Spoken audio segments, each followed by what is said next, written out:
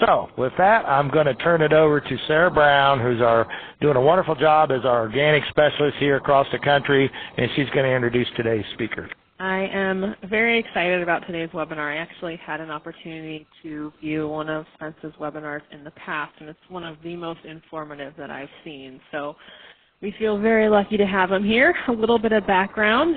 Spence is the owner of Across the Creek Farm in West Fork, Arkansas, one of the largest pastured poultry operations in the U.S. He and his family started with their first batch of chickens in 2007, a small flock of layers, and a 34-acre homestead that was on a steep wooded hillside slope. So years later, they're now raising thousands of broilers and hens on GMO-free grain pasture.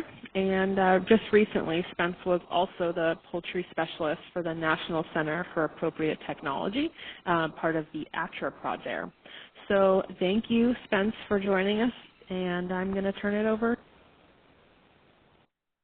Okay. Hey, everybody. My name's Spence, and I'm a pastured poultry farmer. That's all I do right now. I used to work for ATRA, quit that to farm chickens full-time, and what an adventure that has been. So we're going to kick off just by saying this is a pastured poultry webinar, so if you're not here to learn about chickens, you're probably in the wrong place. So, just a real quick, kind of to give you an idea what we're going to do. This isn't in any particular order, but we're just going to go through, well, we already did kind of a little introduction. We're also going to do, I'll just go a little bit of my history and how I got here to where we're at now. But we're going to talk about some of the pastured, or the benefits of raising poultry out on pasture and some of the disadvantages. We're doing this for Oregon Tilth and NRCS, and so we're going to focus a lot more on conservation aspects versus actual making money and production techniques, finances, that kind of stuff. But we will briefly hit just how we raise broilers, how we, some of our layer production, some of the pitfalls and challenges, a little blip about multi-species grazing. We'll have some questions about halfway through, around slide 15, and yeah, we'll also look at other poultry types, turkeys and that kind of stuff, raising them out on pasture. So just a quick thing about me. I actually was in the Army. I was in probably the worst punk band ever, and that didn't turn out to be a good career move, and I was broke and just about homeless, so joined the Army. They took me in right after September 11th. And from 04 to 05, I did a tour in Iraq. That's me and my machine gun there. And, yeah, so came back. You know, I had some issues, let's just put it that way, for my service over there. And then I finished out on enlistment in the reserves and just found a lot of peace in gardening. Around 2006, 2007, I had I kind of got hit real hard with just some of the things that had happened. I dropped out of grad school and all that. So, and same time my kid was born, my first one, and then we also bought land, a steep holler. I think Holly referred to it, or Sarah referred to it as a slope. We call it a holler in these parts. It's just a real narrow valley or draw. And, yeah, it was mostly woods, and so part of my kind of getting right again was I cleared acres of land by hand from hardwoods, turned them into pasture. So, you know, in 2007, we got a couple laying hens, more just a homesteading thing, because the farmer that we bought eggs from, he actually stopped producing eggs, so we didn't know what else to do, or we couldn't find anybody that we liked their eggs, so we started doing our own. So in 2010, we started our own farm, 300 broilers, 50 hens, and then 2011, we got a grocery account from a store. Another pastured poultry producer went out. We were kind of the only meat producers at the time. We also got started with goats a lot of our land at our home farm in the holler is actually great goat land. So in 2012, we last year we became a full-blown LLC. We did 3,000 broilers we got lease land that we were able to find. We needed flatter land. And so we went GMO-free, just kind of as a way of distinguishing ourselves in between the organic customer market and then just conventional chicken. We also started horsing around with high tunnels, that kind of stuff. And then this past year we did around 10,000 broilers, which going from 3,000 to 10,000, there was some learning. We were able to but we made a lot of infrastructure. We switched over to bulk feed, started sourcing chicks locally from a large hatchery. Just made a lot of necessary infrastructure, kind of getting the stage set up to grow even more. Expanded our goat herds, finished our first equip project for NRCS, and we're at the end of this year. We're starting to go national. We're being picked up by a national distributor, and I've also got 2 farmers that are going to be growing under my brand. So next year we're looking at doing at least 20,000 broilers out on pasture. All right, so that's kind of a brief summary of who we are and our growth, and it's actually pretty typical for pastured poultry farms. Especially, we're able to outsource our processing to a USDA inspected processor. A lot of places do it on their own farm under exemption, the poultry processing exemption, on-farm poultry processing exemption. And since we don't have to deal with the processing end, we're able to scale up a lot faster. But and we'll talk a little bit more about that. Some of the advantages of pastured poultry as a farming operation.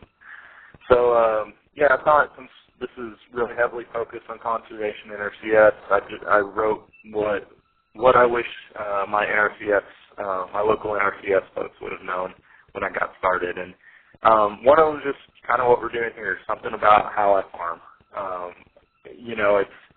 It's difficult when you're paying $18,000 feed bills at a time, and sometimes people still look at you as a hobby farmer.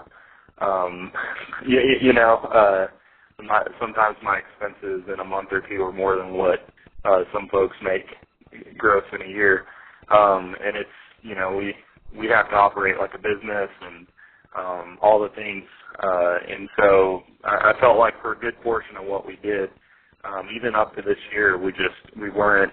Sometimes people don't take you seriously, and that. So whereas a conventional poultry grower may get anywhere from 10 cents to 25 cents a bird in their tournament, growing for an integrator, we can net $15 a chicken, and or not net. That'd be awesome. We can gross $15 a chicken, and so we don't have to grow 100,000 birds because we make a lot more, per bird. So the other thing is, there's a lot of things that needed help, especially out on the pasture side.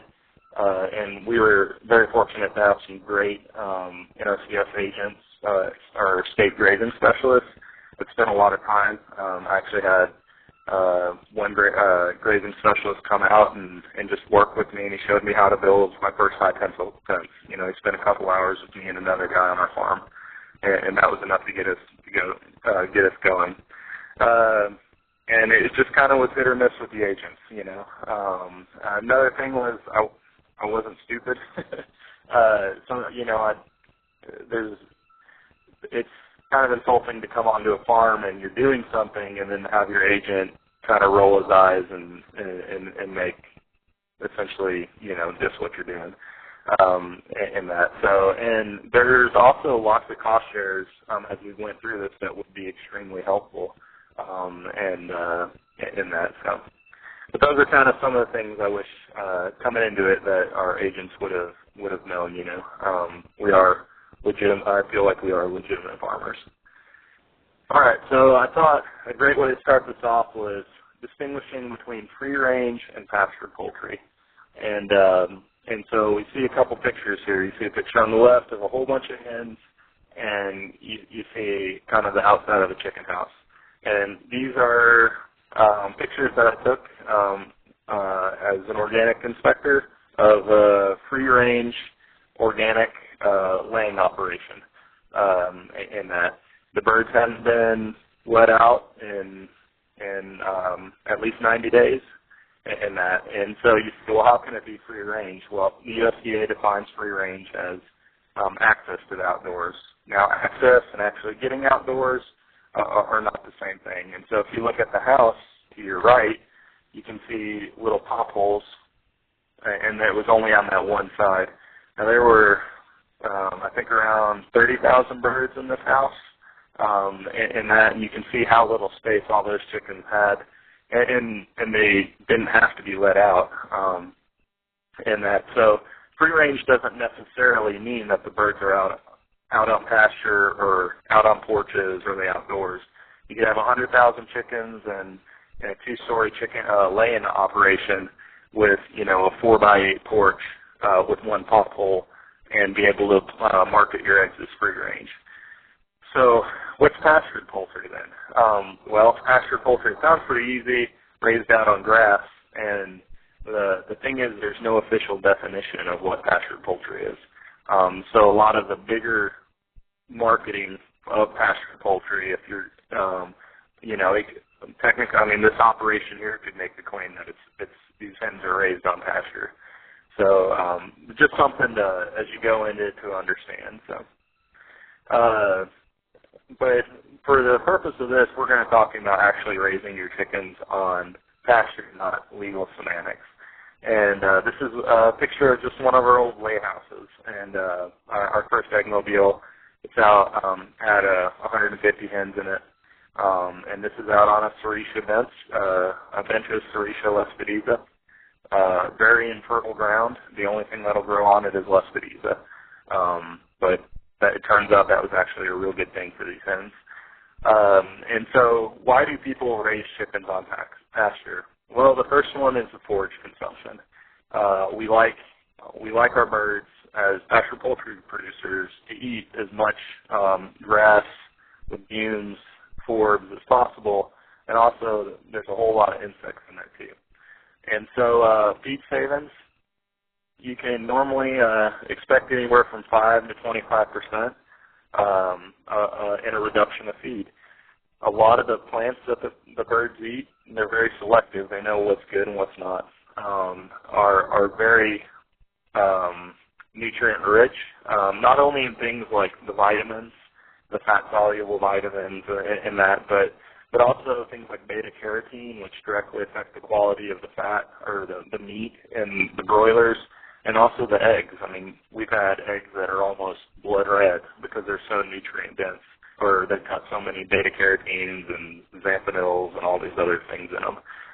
So it produces a different product, something that the industry, the conventional poultry industry and the organic poultry industry that are kind of based on more confinement systems, they understand customers want that. So you've seen a trend where they've switched to brown eggs and where they feed marigold petals or something else to try to darken the yolks in that. So, but it's really hard to fake a pasture-raised egg.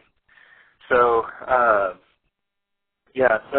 but on normal pasture, just throwing them out there, unless you're really managing intensely, we count on 5% or less displacement in feed rations. The birds put down a lot of fertility. 100 broilers, depending on how long you take them to 9 weeks. And they're going to put out about a ton of manure in that. So they eat a lot. A typical broiler, like a white Cornish crossbird, has around a 2-to-1 feed conversion if you're doing things well. So that means if it eats a pound of feed, or 2 pounds of feed, 1 pound of that becomes bird, and the other pound, well, it goes back out on the pasture. One of the other advantages with fertility is that the animals apply it, so we don't have to spread litter, which means that you don't have to have a skid steer and a manure spreader. which is pretty important for infrastructure and capital expenses.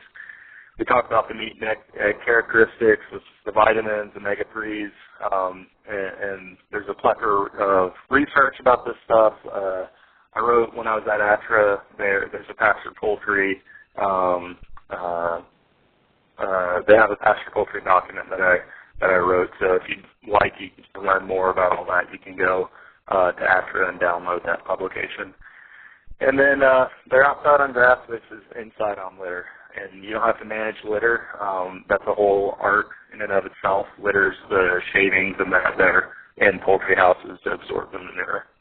So, and then a big factor of sanitation. On pasture, we're able to move our birds. The more frequently we move them, it's like changing out the litter in a chicken house. So we don't have ammonia problems.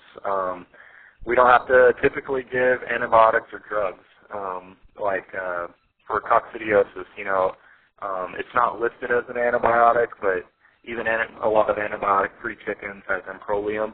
It's really close to an antibiotic, and because of a disease called coccidiosis. And out on pasture, it's very rare to get that. You really have to be doing things wrong. And there still is a disease threat, though, and in my experience, that comes from poor biosecurity from other farms, especially not so much the big confinement operations, because I feel like they tend to be very good at what they do, but more just backyard flocks, other small producers that don't really know what they're doing. Our products are increased marketability. We get a higher gross per bird and higher net, and we shoot for around $2.50 a bird net to $3 net per bird sold, and it's the easy in, easy out. It's a lot cheaper to get started in a pasture poultry than to get started up with a chicken house, which will, I think, run $300,000 or so to get one up, and so it's fairly minimum investment. Why not pasture? The first one, weather. There's a seasonality. It's either too hot or too cold, it seems like. Right now, I was talking to Sarah, and David mentioned at the start, it's going to be 16 degrees here tonight. It was 67 yesterday. My birds they're going to be cold. Freeze their nuggets off. And that's just something we say here. And then, winter, for a lot of us, we can't grow in winter. I mean, it's just a losing proposition. In parts of the south, it would be, or southwest, it may be, in the summer, the birds just can't make it out there without having high mortalities. So labor, pens and watering system. We have an automatic watering system, which is critical when you do the number of birds that we do. And then you can also deal with predation, and we'll talk a little bit more about that later. This is one of our early attempts at a pastured poultry design, and you can just see there's like $100 of material in there. So it's something you can get started on small scales. And with predators, they can really kill your birds and wipe out your profits. Wet weather, and when you're pasturing poultry, is a two-handed threat.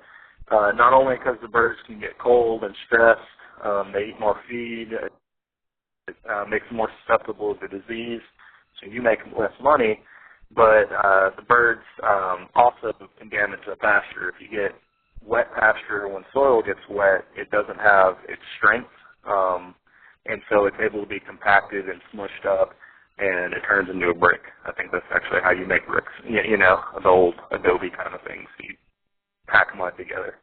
And that can happen very quickly, especially with laying hens. Processing is a huge issue, which that could have its own webinar. But, if you're doing broilers, where and how, if you're doing layers, how are you going to get rid of them? And then the labor of moving pens, of feeding, and water. The more you grow, when you try to actually make a living at it, these become significant challenges. And weather, predation, and labor, well, these are the reasons that chicken production moved to confinement operations. And when you work as hard as we do, sometimes automatic feed lines with augers sound awesome. So, some of the conservation advantages are fertility, especially nitrogen, phosphorus, calcium. the birds lay down sheets of organic matter in the case of broilers. This is a really neat picture. This is after the first year that we farmed.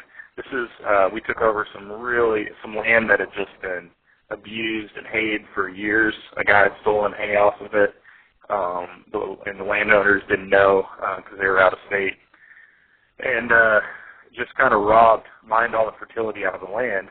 And so this is where one of our broiler pens had stopped the season before, and this is, early March, so things are finally starting to wake up.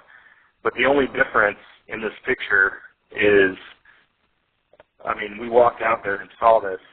Wherever the pens stopped, you could see this kind of design where you have this high nitrogen, where there is a nitrogen input and the soil responded, and things greened up earlier. And you could go 4 inches on the other side or wherever that line stopped, and it'd just be bare dirt or whatever. So you can see it's jump-starting the soil biota. And that. So the calcium, it helps lime the soil, and that's something that's, pretty critical in the south and in the east, where our soils tend to be acidic. And the other thing is, kind of like mob grazing, the disturbance that the birds put, whether, especially layer hens, like scratching, they can really tear through barnyard grass or broom sedge, some of the less desirable species out there, and bust them up, and open up the soil, open up the canopy so you get new seedlings, new growth, and that. We'll talk a little bit more about that later. And then also they just work well with multi-species grazing, especially with cattle, in the control of flies instead of spraying insecticides or putting up those little sponges that the cows rub on, or having used a lot of insecticides. Farmers will trail in a rotational grazing system, trail the cattle with an eggmobile, like an old, kind of what we saw before, an old hay wagon modified to hold some layer hens. And the layers just destroy the cow pies, which destroys the fly larvae. It removes their habitat. So it's kind of a very unique way of controlling flies and not having to use pesticides for that. They have the kind of mob grazing effect of trampling and laying down the manure.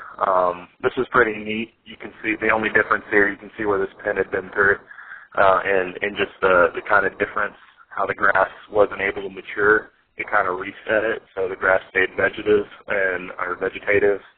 and palatable longer. And one of the things that happens is when you run them in tall grass like this, they knock down the dead grass, they throw their manure on it, and you get that carbon plus nitrogen. You get a nice kind of mulch over it that breaks down and composts, and really stimulates a lot of seedling growth and protects the soil in droughts. You get an explosion of insects like crickets and earthworms and that, and all kinds of insects. We've seen dung beetles. Apparently there are dung beetles that use poultry litter or poultry manure, which is interesting to us and to a lot of other rotational grazers, I'm sure. And the laying hens especially, though, scratch a lot. The broilers tend to just kind of drop their load and take a snooze. So. And essentially what we do with broilers is we're doing mob grazing, if you're familiar with that in cattle. So this is, I thought this was neat. I saw this summer. These 2 pictures were taken, same soil series, same aspect, same slope, that kind of stuff. But they were taken about 30 foot apart from one another. And one had 2 years of birds, and the other one hadn't.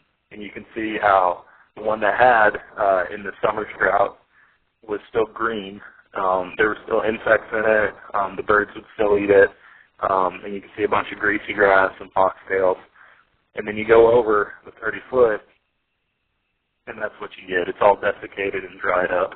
And it was pretty much, you could see the clear demarcation, kind of like that earlier picture where the pens had stopped. That was in spring, this was in summer under the drought. And probably a lot of it has to do with the organic matter applied to the soil, the water holding capacity that's kind of added, the earthworm activity, all the good things that happen when you start jump-starting the soil and the life in it. So not everything's rosy when it comes to pastured poultry, though. There can be very serious conservation disadvantages. And just like any other farming operation, these stem from this management. And so one of these is kind of where you can get this dirt yarding effect, where this is especially true in laying hens, but all poultry. But they just destroy the vegetation, denude it, and you get too much nitrogen, which can be a problem, especially when you get runoff into streams. And then in our area, there's actually been lawsuits by Oklahoma into Arkansas over a watershed near us because of phosphorus issues, which really you want to make some algae grow and clog up a lake or river, you get phosphorus in it. And the thing about phosphorus is it typically it adheres to soil particles really well. So when you start having phosphorus problems, that also means you're having typically soil erosion problems. Like that litter's going in, but into the creek and that, but it's also that manure's going in the creek, the nutrients, but it's also going in there with soil. And so here you can see I took this a couple days ago from one of our pastures, but you can see like that denuded spot.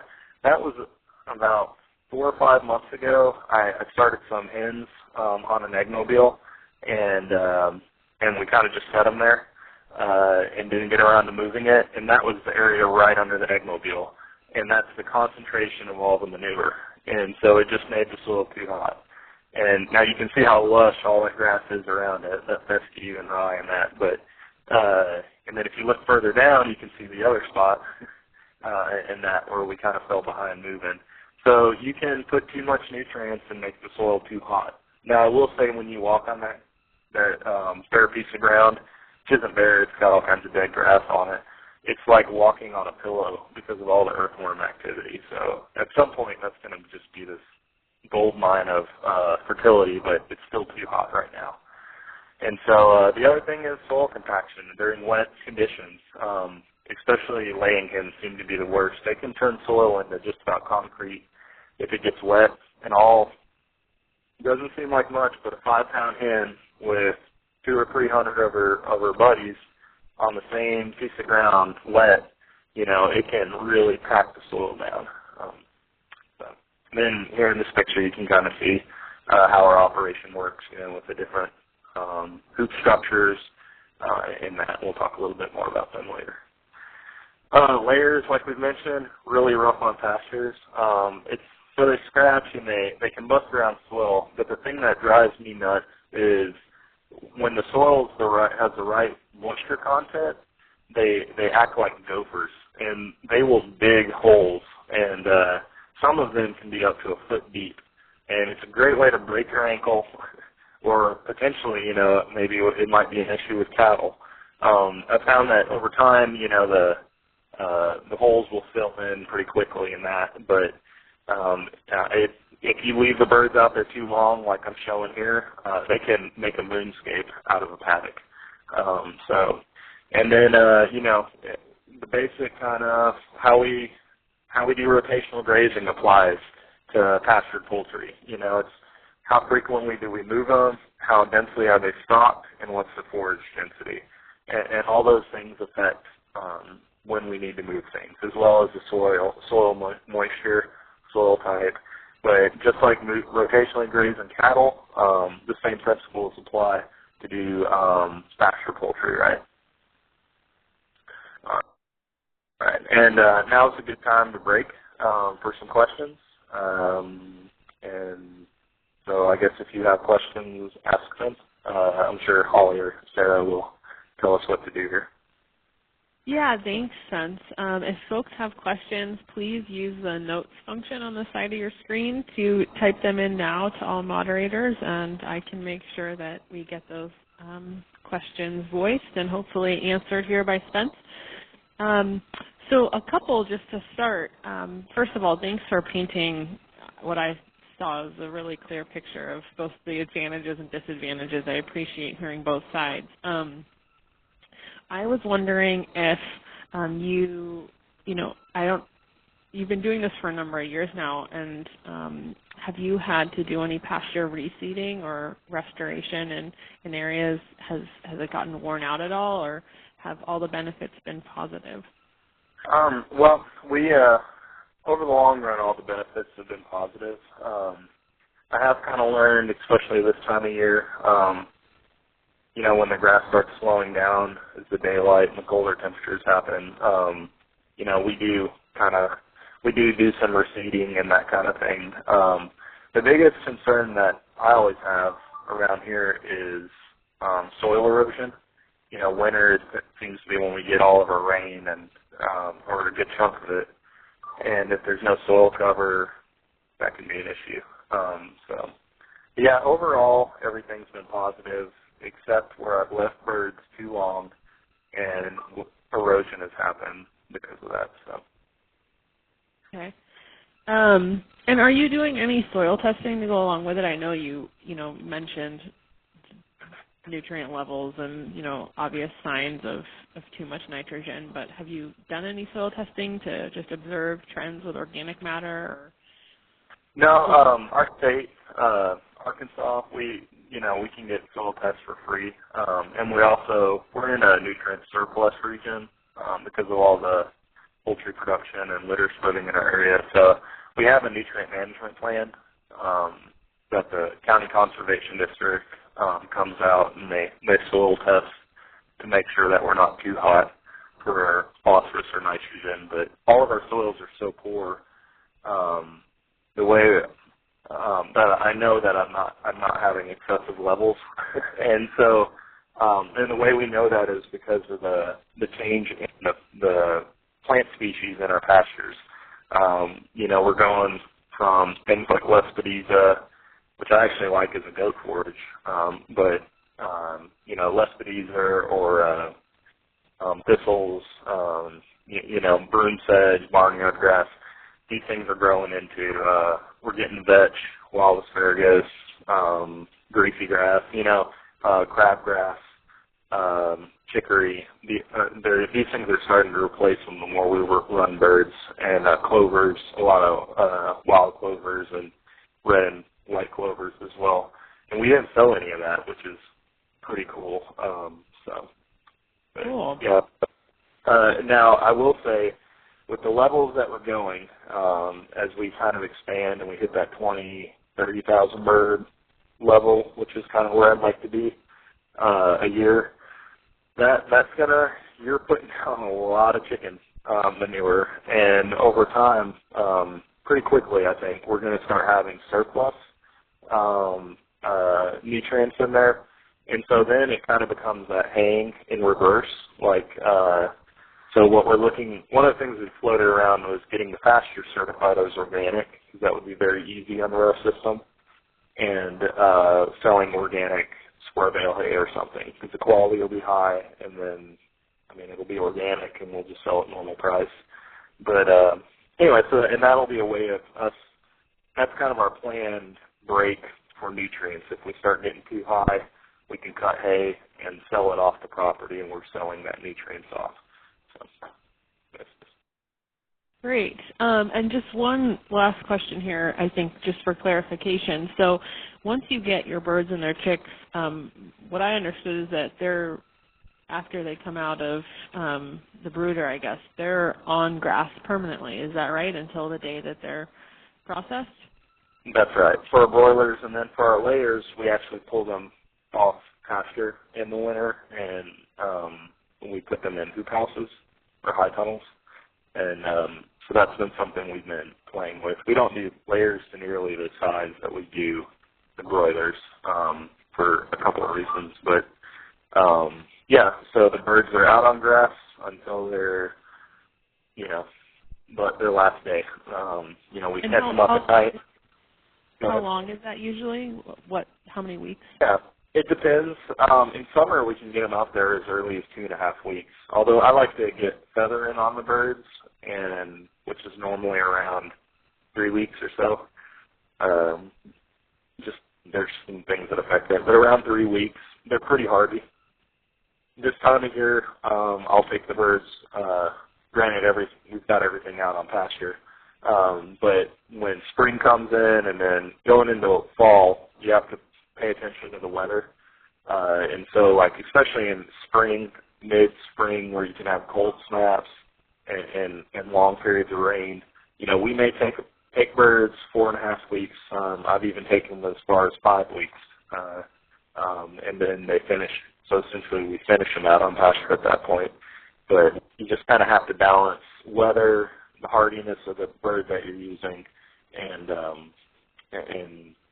temperature. So. Right. Okay, and one last question here before I let you finish your presentation. You mentioned that the layers go back into high tunnel during the winter. For your broilers, do you have any sort of permanent structure or area when weather or soil conditions warrant? No. Once we get the broilers, it's actually really labor intensive to catch up chicks in the brooder, load them up at night, and haul them out to pasture, especially because our lease land's 8 miles away down the interstate. So the broilers, when they're out, they're out. And then the way we kind of deal with that is our deal with weather and that kind of thing is we shut down for the winter.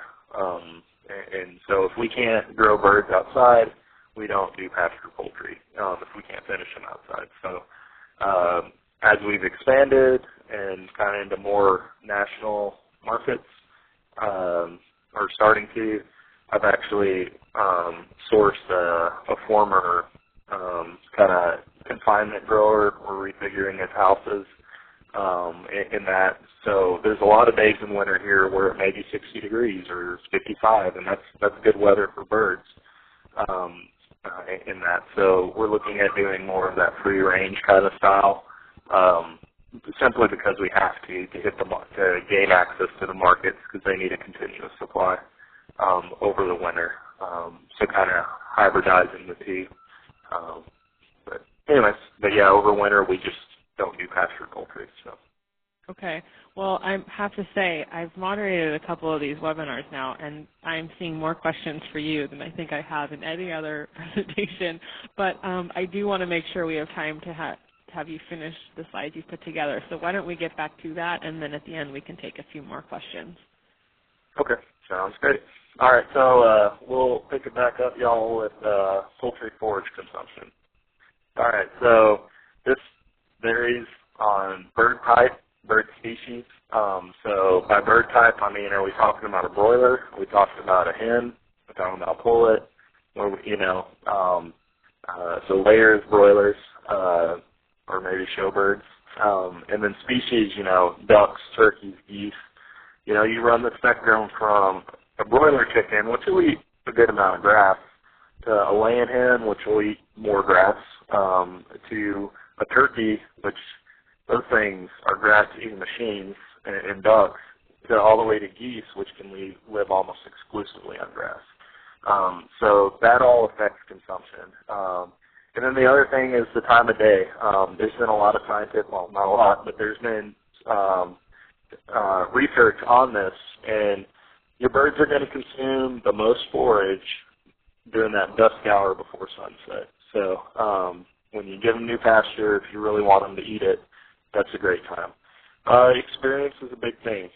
Just like, we had to work with my kids to get them to, well, they've always kind of just grown up eating chard and, cabbage and that kind of stuff.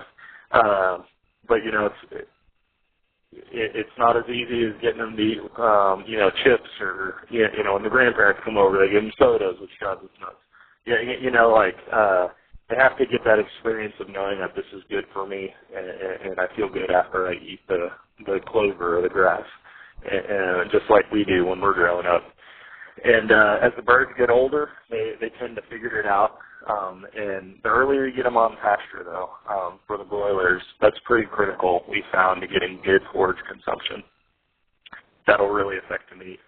And then the palatability. I mean, if I give you an oak leaf or if I give you a bag of spinach, a bunch of oak leaves or spinach, they're going to taste different. One of them, nice little salad, you're gobbling it down. The oak leaves, you'll be spitting it after one bite, So the palatability is critical. And there's some forages which the chickens don't like, which are useless. Barnyard grass is a great example. They'll eat some broom sedge. Although it's worth saying that just about everything's edible to a chicken at some point. Lespedeza, they'll wolf it down, when it's little. It gets older, not so much.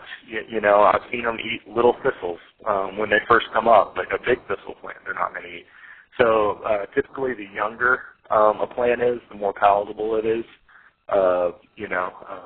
and then, of course, that goes like legumes are preferred because it's got the higher, legumes have higher proteins. They've got more methionine, which is something chickens crave in limited amounts, and that compared to grasses. And the grasses tend to be more nutrient dense with your vitamins and the omega-3s and that kind of thing. And some grasses are sweeter than others. And you can taste this. I mean, even if you go eat yellow wood sorrel, it's very tart, but it's pleasant to eat. If you go grab some lespedeza and eat it, it's not as good. Even on our own tongue, we can taste the differences. So if it tastes sweet to you, the birds are going to love it. And they also tend to love sour things, like wood sorrel, that kind of thing. So, and then the stage of growth and height. As the plant gets older, the reason that plant's growing is to build up its root system and then to throw off seeds.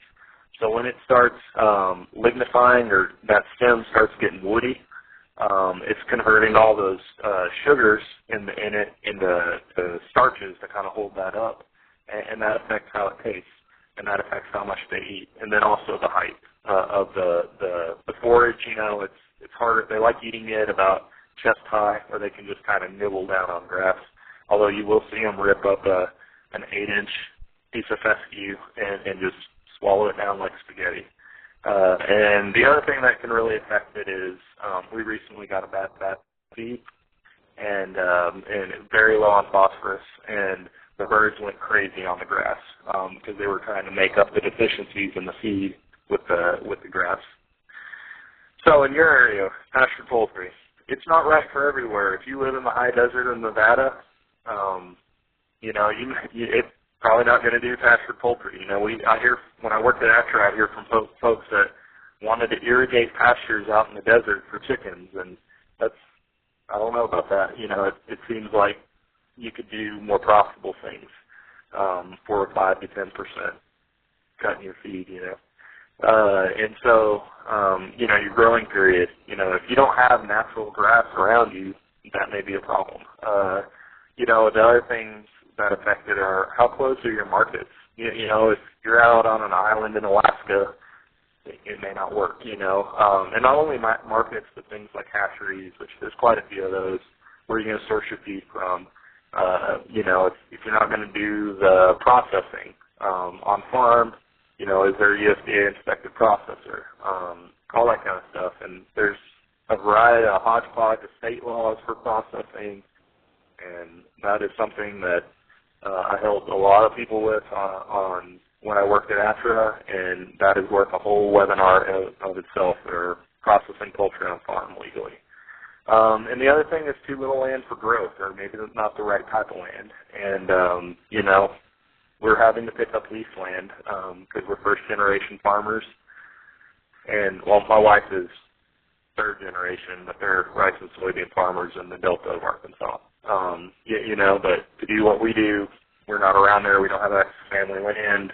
Land's super high around here in our area, and so we lease land to kind of compensate that, so we don't make our land poultry sick. So good examples of forages. Here's a nice little list. You can get the printouts later, but these are things that I've seen personally in my birds eat, or heard other folks say. Some of it historically, like kale, in California, Petaluma. I mean, they used to grow acres of kale and hand feed the birds that back before vitamin premixes came in the 50s. Some people tell you veg seeds are poisonous and don't have veg, but I don't know. That's contrary to every experience of every pastured poultry producer I've seen. and talk to you. So clover, alfalfa, all the legumes are good, and then your grasses. You know, if the cows really like it, chickens probably will too. Your plant height, we talked a little bit about this. You know, this is tall grass that these guys are in. Now they've trampled a bunch of it down, but you can see a lot of it's broom sedge in that, or barnyard grass. And if it's over their heads, it's too tall, you know. But then it's still fine to grow it. You just have to understand that you're probably not going to get as much feed reduction, but you can have those birds really kill out those species of plants that you don't want, and really kind of improve the soil, that kind of stuff, by running the birds through there and getting that mob grazing effect. And then, you know, because you mulch the soil, feed it, and that kind of stuff. All right, so to plant or not to plant? Sarah kind of asked this, you know, what forages do I spread? And when you spread seed, I don't know if you've tried clover seed, but it's high. And, you know, and you got to remember, you're trying to offset your feed. You know, that expense has to be able to offset a feed savings, which means that, you know, you've got all these variables of weather and everything else to get a good crop when you sow the seed. You know, and a lot of times you have to till the soil or work it in, you know, run a harrow through it to bust up the pasture. And you spend a lot of labor and money on things that could probably be used elsewhere. And now sometimes it is the right choice, though. You know, like right now, I'll have I kind of go to more of a sacrifice paddock for my layers this time of year.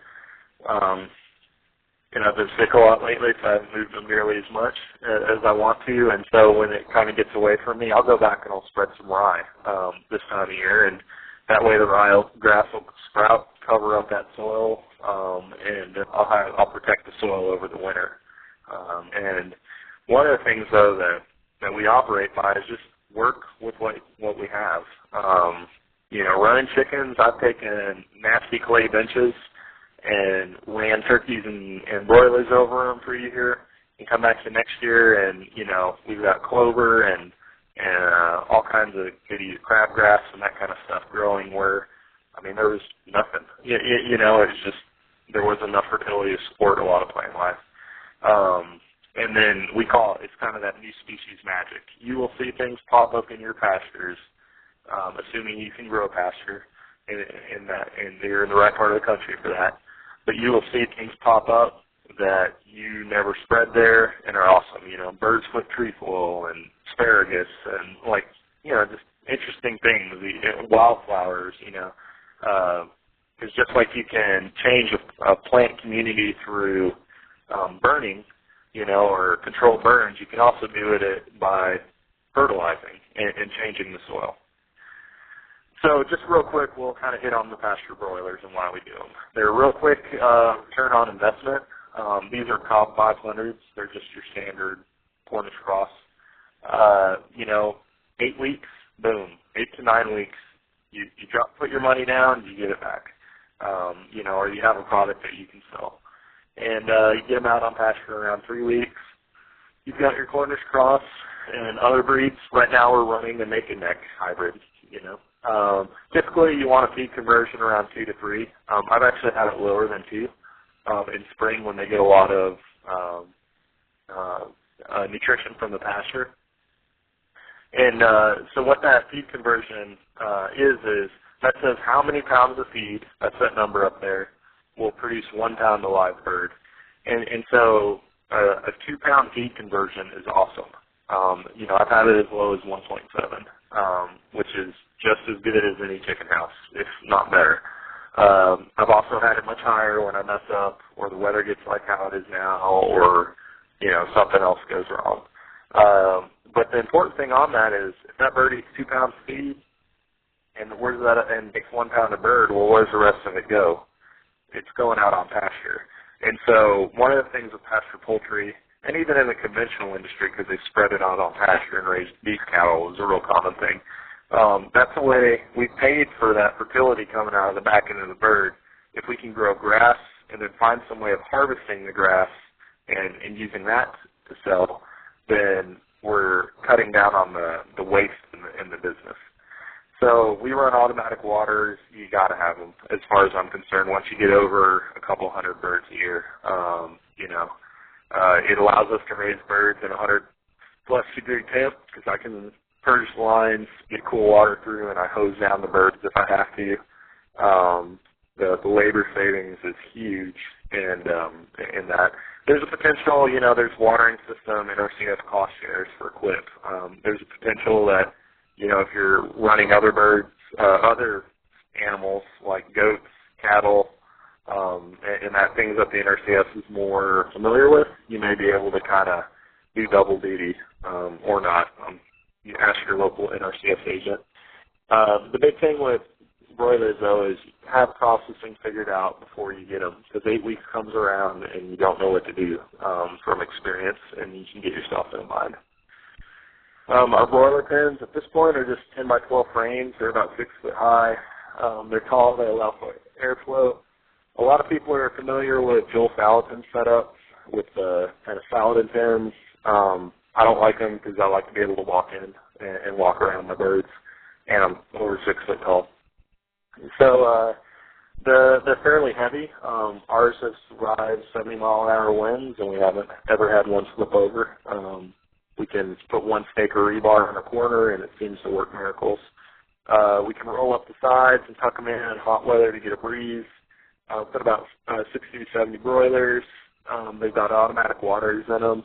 We use them. This thing on the bottom picture is a dolly, and we put that underneath the back of the pen, flip it, pull that dolly down, and that kind of puts the back of the pen on wheels, and then there's a rope at the front. I just put it around my shoulder, stand up, and walk it in that sense.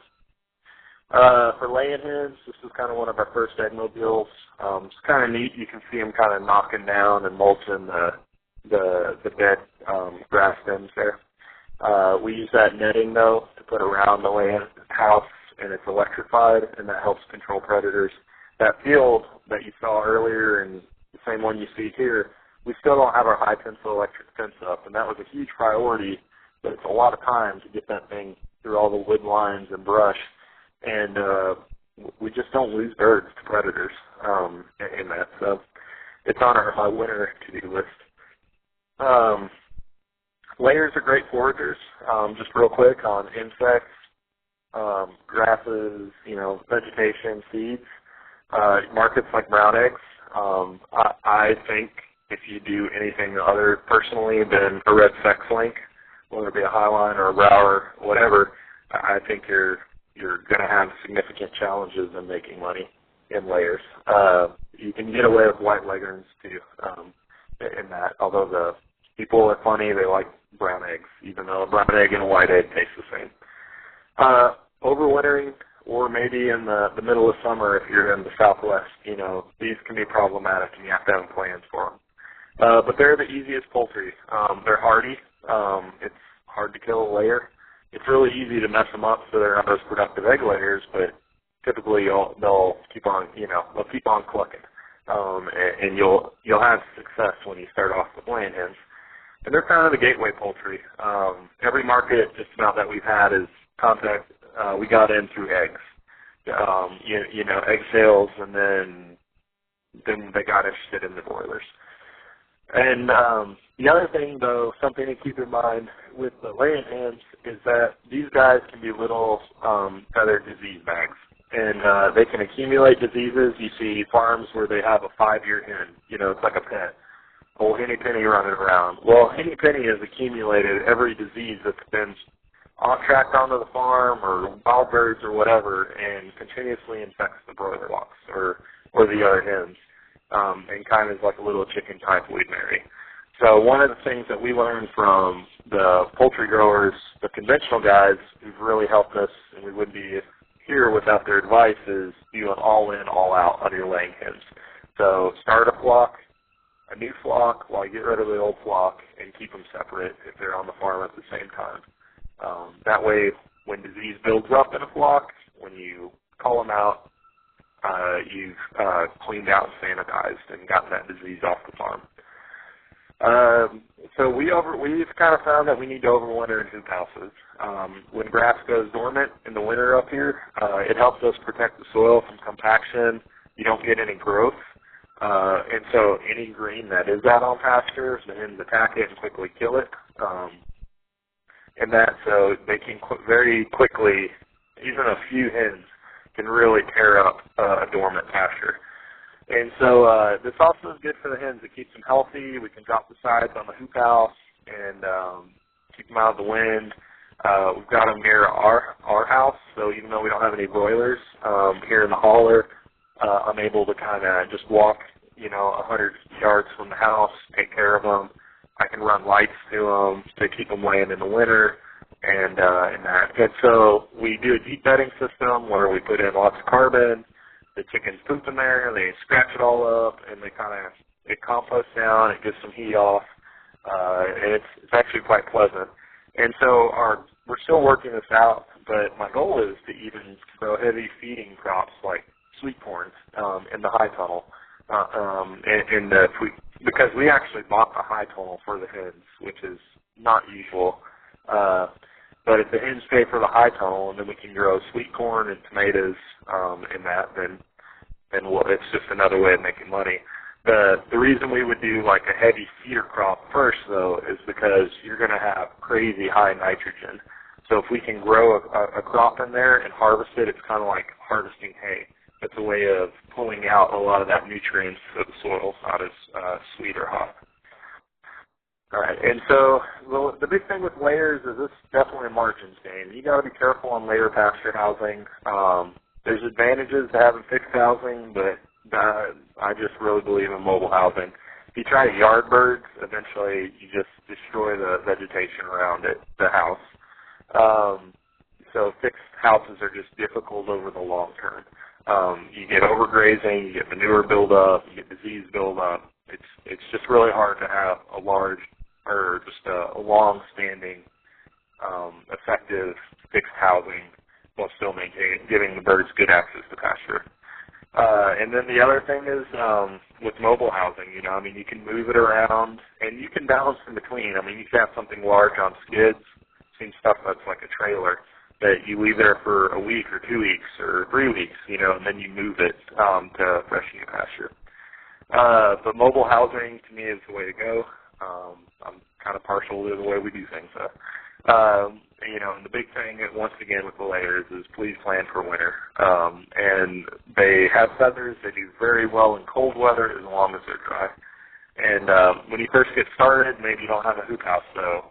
Well, you could have a sacrifice paddock, a place where you keep the birds. And it's something we've done where we pick an old limestone bench or something like that.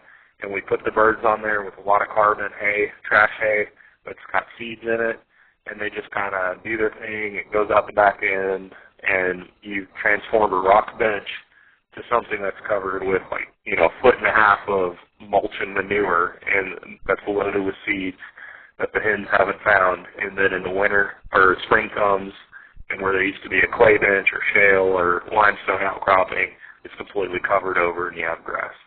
So, and we talked about the houses. Very quickly on nutrition. Nutrition is critical. You can't skimp. We've actually went to a bulk feeding system, which will save us $10,000 to $20,000 next year. But poultry feed's high in nitrogen, phosphorus, potassium, and calcium, which are all things NPK. It's stuff farmers spend on their fields. It's also high in organic matter, which is when you put down nutrients in the form of organic matter, you only get half of it released the first year. Then the next year you get that half of the remaining half, and half of the remaining half, etc. So instead of just chemical fertilizers, which can be runoff or lost, you get this chicken manure gets drugged down the soil by earthworms, dung beetles, and it's slowly releasing. You're still getting benefits 4 years later. And so and you got to remember, with nutrition, 50% of what goes in comes back out. And so how do you harvest that to make money off of it and not lose it? And then layer manure especially is very high in calcium for eggshells and that. And that we've seen that has a pretty significant lining effect in the species that come up. Other poultry types, processing is a big issue with these, but turkeys. Turkeys are awesome foragers. It's a joy to raise turkeys. Never, ever raise turkeys where you have layers. There's an actual document I wrote about blackhead. It's a great way to leave your shirt-bearing turkeys running turkeys over ground where you've had layers. Anyways, you can read up on the natural side about that. But turkeys are great seasonal. We produce them in Thanksgiving, and it's great because people will pay a lot for something really big. We're selling turkeys for $4.45 a pound this year. We could easily sell in the past I've sold them for $5, and you're talking about something that's 15, 18 pounds. So, so turkeys are great, You just have to have, if you're using a processor, your processor has to be able to process them. Ducks and other waterfowl, very good foragers. Geese will only eat grass.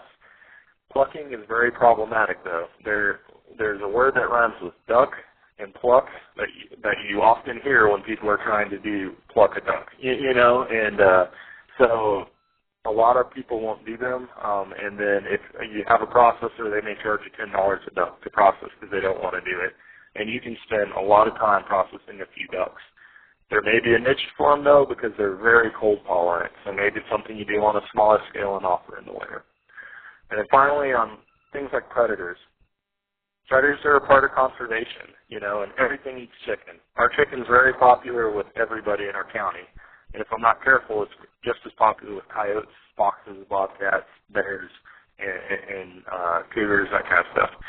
So, the successful strategies are physical barriers, fencing, netting. Electricity works very good. And you train local predators. And you say, well, what does that mean? Well, typically, you have you always got predators around you. And you can get yourself in a lot of trouble when you kill those predators. And it's kind of that, if it ain't broke, don't fix it. So if I see a coyote, and I'm not having lots of coyote problems, I'm not going to shoot that coyote because that coyote knows kind of the lay of the land, and it knows it's going to get zapped. But and the other good thing is if you get a predator that isn't trained that may attack your chickens, if it comes into that around your farm, and that's another coyote's territory, that's his home, and he's got an intruder, he's going to chase off that coyote that doesn't know, hey, we don't eat these chickens. And so he actually acts as kind of an insulation for predators that don't know how to live in peace with you. And it's very difficult to shoot or track your way out of predation problems, unless maybe it's something like a bear. But, you just got to find the proper way to kind of keep the predators at bay. When I first got started, I just about lost my shirt to predators, and we kind of had a mind shift, a state of mind shift, if you will, where it's like the problem isn't the predators, the problem is the way that I'm raising my birds. And once we started tackling it that way, then we stopped having predation losses. And there's the conservation aspect, just a lot, especially when it comes to the raptors like hawks, maybe eagles. Those are protected species, and you have to learn to work with them. You can't just go guns a-blazing in that. And multi-species grazing, we talked a little bit about it. The ruminants can mow the grass, and then the poultry spread the manure. They attack the pests that plague the ruminants, and it's a great way to get to utilize acreage multiple ways. You've got a fixed cost for those acres. So like one of the things we're doing at our lease land is we're fencing it off so we can rotate our goats through there in the winter, and they get in all that vegetative growth that goes longer in the season on the fescue and the ryegrass and that. That grass stays green a long time. Well, then we can have if we can double graze that with goats and reduce our hay bill, and that land was sitting out there because we did poultry anyways, well, then our business becomes more profitable, and it's kind of a great way to holistically improve your operation and your profits. And you can also do things like grow broilers in between orchard or vineyard rows, design pens that would fit well, possibly even gardens, although you have to be worried about salmonella and campylobacter, that kind of stuff, contamination of fruits and vegetables when you do that. And that is all. And so I'm more than happy to answer some questions in that, and I'll turn it back over to Sarah. Great. Thanks so much, Spence. Lots of good information. So I do have a couple questions here. How many chickens can you graze an acre? What do you plan on for that? It depends. It just depends where you're at, the time of year. You know, in the summer, a drought, you know, it all depends. With our broilers, we try to avoid growing over land where you can tell that there were chickens before. So if the manure, like when you do broilers, if you're kind of moving them back through, and you still see signs of manure, you don't want to raise the birds back over there. For layers, you kind of just have to play it by ear or by sight, you know, like how's this affecting the ground. And this leads into a really great point, Sarah, that I'm glad you nudged me over to. If you're interested in pastured poultry, don't go big fast. And it may seem like we kind of did, but we did a lot of work in those 3 or 4 years, you know, and there's things, you know, that weren't put on here, you know, a lot of tinkering, a lot of system designs.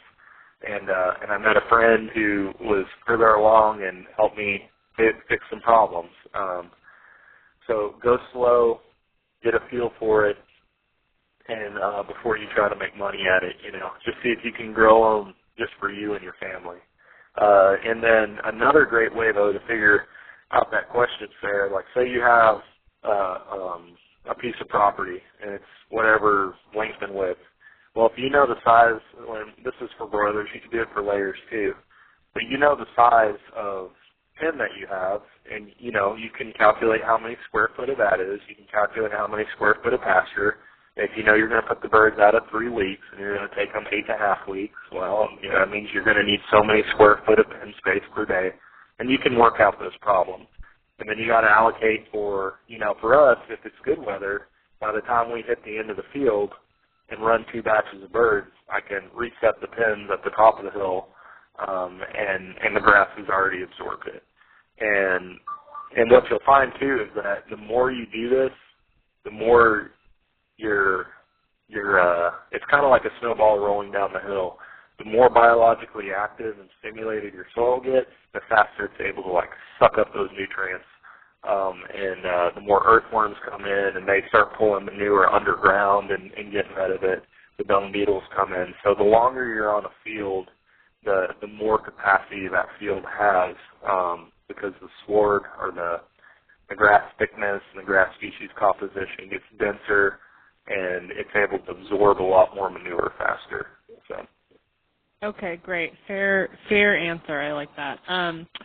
So 2 more questions, and then I think we'll have to finish up.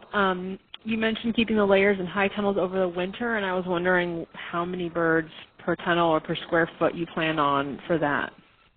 Yeah, I know we get our tunnels, like the clear span, the fairly inexpensive tunnels, and they're 50 by 20, and, you know, 250 hens in there isn't a big deal. Let's see, I would say you at least want to give them 3.5, 4 square foot of space. And then we also put like perches and things that they can hop up on. You know, they have their nesting boxes so they can kind of get out. And then if you can actually build up kind of like the pop holes that we saw in that one organic confinement operation. If you remember back there, you know, you just put pop holes out and just that electrified poultry netting, and you could day range them in nice weather too. So, you know, so yeah, I'd say start off small and don't start off with 2,000 hens and try to get, you know, start off with 100 or 50 hens and kind of get a gauge for how they'll act. And the more things you throw in there, like if you can find like old rotten hay bales and put them in there, now you may be setting yourself up for a weed problem, But the hens do a pretty good job of getting all the weed seeds. But if you can put those in there, you know, and that also gives them, or the deep litter, even just the wood chips, you know, as long as they have something to scratch and kind of things that express the hen energy and twerk, they like to be kind of jerks to each other.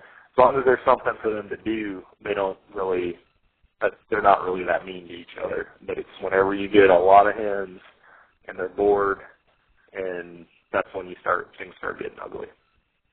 Okay, one last question. You mentioned that ATTRA has a number of resources, and I was able to dig up a publication that you authored. So ATTRA, A-T-T-R-A, if folks want to Google that and look up info on pastured poultry. Are there any other resources or just a basic book that you would recommend to folks who are just getting started? Yeah, there are. First thing, there's actually a pastured poultry trade magazine, and it's called APPA. It's APPPA. It's the American Pastured Poultry Producers Association. They have a magazine called Grit that comes out, 6 times a year or so. It's very inexpensive. And then they also have a listserv when you sign up where you can ask questions to people like me or other growers with a lot of experience. And a lot of authors that write about chickens and that are on there too, like Harvey F. That kind of stuff. So APPA is an awesome place. I think Mike Badger heads up recruitment or membership, so shoot him an email. It'll be the best $20 or whatever, $30, $40 it is a year. If you're interested in this, it's some of the best money you can spend. They've also got a book called 10 Years of Success in Counting or something like that, which is just a collection of, the past decade, like the best Apple articles, and it's, I think, several hundred pages long. It deals with everything. And then besides that, just the standard Pastured Poultry Profits, Bill Salton's book, which gets a lot of people to kind of drink the Pastured Poultry Kool-Aid, so to speak. That's a real good book. Bill's very opinionated in that, and for good reasons. So yeah, those are there's not tons of resource. And honestly, some of the best ways are that I've found are finding growers that you like say you like what you heard here. Our Facebook page is real good. I actually I've learned quite a bit from Facebook pages, and we train veterans, from the wars in Afghanistan and Iraq and out at our place, and so a lot of times those guys, when they get to their farm, they forget something or whatever, and they'll look at pictures of our pen design, and it's a lot easier to talk about, when they find a picture and how did you do that brace or your watering system, blah, blah, blah. So, just doing some internet stalking on Facebook pages or that kind of stuff like ours is great. And then Pastured Poultry Profits, but definitely check out APPA. I think it's apppa.org. And that's probably the best source of pastured poultry information out there. Excellent. Well, Spence, thanks again for taking the time to join us today and being patient during the shutdown so that we could reschedule and get folks on. And I think that'll wrap up today's presentation. If folks have questions, my information is available on conservationwebinars.net, and you can email me, and hopefully we can get back to you. That is a wrap. Thanks, everyone.